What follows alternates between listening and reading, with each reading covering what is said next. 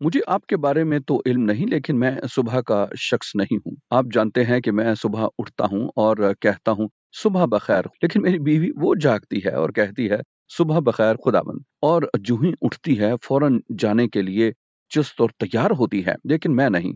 सुबह के औकात मेरे लिए सख्त होते हैं, मेरे लिए मुश्किल हैं। मुझे याद है, एक बार मैं सारी रात की दुआया इबादत में था।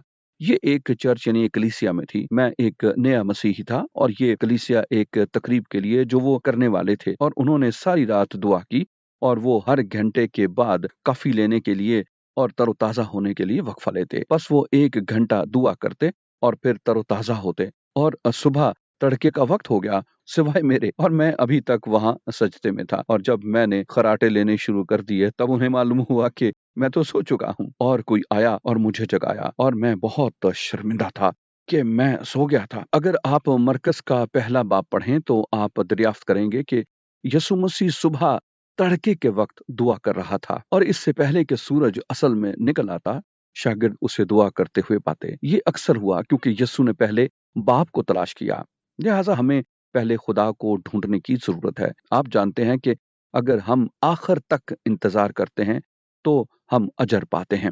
ऐ खुदावंद मुझे मुआफ कर, मैंने वक्त जाया कर दिया, मैंने उसे फूंक दिया। हमें अपने दिन का आगाज ये कहते हुए खुदा के साथ करने की जरूरत है। अब मैं क्या करता हूँ कि मैं सुबह उठता हूँ, मुझे मेरी कॉफी चाहिए होती है, और नाश्ता करता हूँ, और कपड़े पहनता हूँ, और साफ सुथरा होता हूँ, और फिर मैं खुदा से बात करना और खुदा से मुलाकात करना शुरू करता हूँ, और वो मुझसे मुलाकात करता है। लिहाजा मैं आपकी आज हौसला अफजाई करना चाहता हूँ कि आप अपने दिन का आगाज खुदावंद खुदा के साथ करें। दिन का आगाज पहले उसको तलाश करने से करें, लिहाजा पहले उसकी तलाश करें।